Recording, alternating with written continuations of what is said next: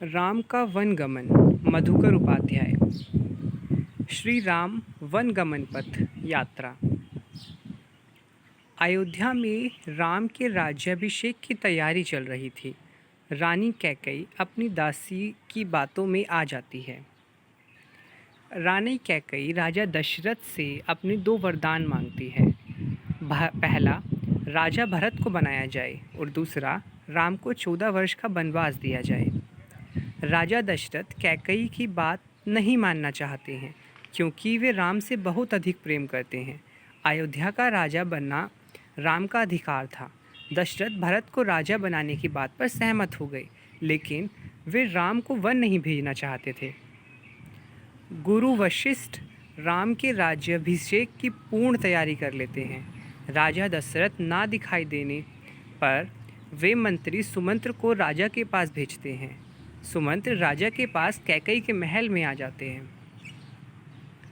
सुमंत्र जब कैकई के महल में जा रहे थे तब उन्हें अनिष्ट की आशंका होती है। कैकई उनसे कहती है कि आप राम को बुला दीजिए, महाराज उनसे बात करना चाहते हैं।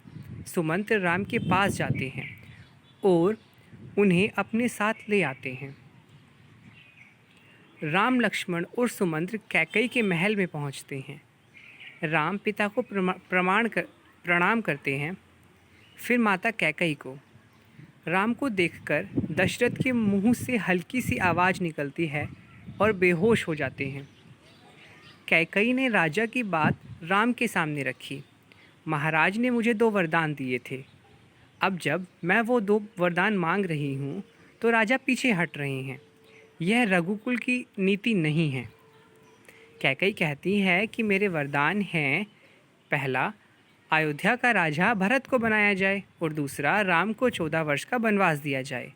महाराज यह बात तुमसे कह नहीं पा रहे हैं। राम कहते हैं कि मेरे पिता का वचन अवश्य पूरा होगा। भरत को राजा बनाया जाएगा और मैं आज ही वन चला जाऊंगा। कैकई के महल से निकलकर राम अपनी माँ के पास जाते हैं। माता कौशल्या राम को रोकने का प्रयास करती हैं। राम अपनी माँ से कहते हैं कि मेरे पिता की आज्ञा है, मैं अपने पिता की आज्ञा का उल्लंघन नहीं कर सकता हूँ। राम माता कौशल्या से आशीर्वाद लेते हैं। लक्ष्मण राम से इस घटना के बारे में संवाद करते हैं। लक्ष्मण राम से कहते हैं कि अपना हक छोड़ देना कायरता है। आप अपने बाहुबल से अयोध्या का राज्य अपने अधिकार में कर सकते हैं। राम लक्ष्मण की बात नहीं मानते हैं। तब लक्ष्मण भी राम के साथ जाने के लिए तैयार हो जाते हैं। राम सीता के पास जाते हैं, सीता को सब बात बताते हैं। तब सीता कहती है कि मैं आपके साथ चलूँगी। राम सीता को अपने साथ नहीं ले जाना चाहते थे, लेकिन आखिर में उन्हें सीता की बात माननी पड़ी। राम, सीता और लक्ष्मण जंगल जाने के लिए पिता से आशीर्वाद लेने गए। राजा दशरथ राम से कहते हैं कि तुम्हें मेरी बात मानने की कोई ज़रूरत नहीं है, तुम मुझे बंदी बना लो और अयोध्या के राजा बन जाओ। राम पिता को समझाते हैं। रानी कैकई राम, लक्ष्मण और सीता को वत्कल वस्त्र देती हैं। तब सभी तपस्विनियों के वस्त्र धारण कर लेते हैं।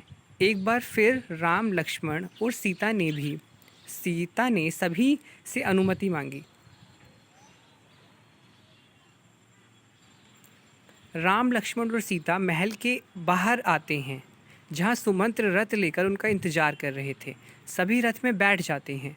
राम सुमंत्र से कहते हैं कि रथ तेज चलाइए।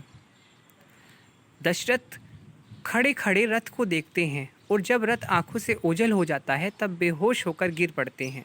सुमंत्र राम, लक्ष्मण और सीता को गंगा नदी तक पहुंचा देता है। राम अपनी जन्मभूमि को प्रणाम करते हैं और सुमंत्र को समझाकर वापस भेज देते हैं। दोनों राजकुमारों और सीता ने नाव से गंगा नदी पार की। सुमंत्र नदी के किनारे खड़े उनको जाते हुए देख रहे थे। उसके बाद वे अयोध्या लौट आए। जब सुमंत्र अयोध्या लौट आए तब सभी ने राम के बारे में पूछा। सभी बहुत दुखी थे और सबके प्रश्नों के उत्तर देते हुए सुमंत्र की आँखों में आ जाते हैं।